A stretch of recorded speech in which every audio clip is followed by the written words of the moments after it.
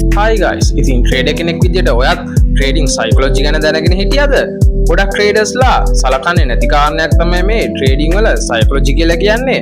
හැබැයි අනිවාර්යයෙන්ම සැලකිය යුතු කාරණයක් තමයි මේ සයිකොලොජි කියලා කියන්නේ.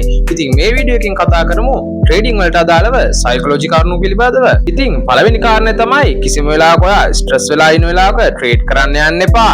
ඒ කියන්නේ ඔයා සාමාන්‍ය දිනදා ජීවිතයේ ක්‍රියාකාරකම් වලින් බැහැරව වෙනත් අවස්ථාවක සිටිනවා නම් සතුටින් ඉන්න අවස්ථාවක දුකින් ඉන්න අවස්ථාවක හෝ වෙනත් කටයුත්තක යෙදලා ඉන්න අවස්ථාවක ට්‍රේඩ් කරන්න යන්න එපා. ඉතින් දෙවෙනි කාරණය තමයි ට්‍රේඩ් ප්ලෑන් එකකට හරියට ට්‍රේඩ් කරන්න ඕනේ. ඉතින් මම කලින් වීඩියෝ එකේ ට්‍රේඩ් ප්ලෑන් එකක් හදද්දී සලකන්න ඕන කරුණු පිළිබඳව වීඩියෝ එකක් දාලා තියෙනවා. ඒක බැලුවේ නැත්නම් අනිවාර්යයෙන්ම මේ වීඩියෝ එකත් බලන්න අමතක කරන්න එපා. ඉතින් තුන්වෙනි කාරණේ තමයි කොයින් එකෙන් කොයින් එකට පැන ට්‍රේඩ් කරන්න යන්න එපා.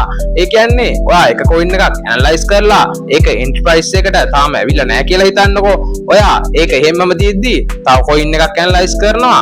ඒ වගේ ඔයා කොයින් වර්ග ගොඩක් එකපාර ඇනලයිස් කරගෙන යනවා. හැබැයි ඔයා එහෙම කරන්නේ නැතුව කලින්ම ඇනලයිස් කරපු ට්‍රේඩ් එක හරියටම එන්ට්‍රි ප්‍රයිස් එකට එනකන් ඉඳලා ට්‍රේඩ් කරොත් ඔයාට ප්‍රොෆිට් කරන්න වැඩි අවස්ථාවක් තියෙනවා. හතරවෙනි කාරණේ තමයි ගොඩක් අය මේ මාකට් එකේ තරහෙන් ට්‍රේඩ් කරන්න යනවා.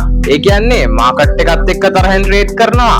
ඒ කියන්නේ ඔයා මොකක් හරි ට්‍රේඩ් එකක් දාලා ඒක ලොස් වෙනවා වගේ තිබුණොත් ටක් ගාලා නැවත ඒක ක්ලෝස් කරලා නැවත ට්‍රේඩ් එකක් දානවා.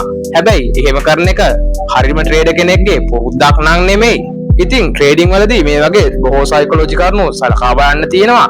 ඉතින් ඔයත් මේ ට්‍රේඩින් ගැන ඉගෙන ගන්න කැමති කෙනෙක් නම් මේ වීඩියෝ එකට yes කියලා කමෙන්ට් එකක් දාන්නත් අමතක කරන්න එපා. ජය වේවා.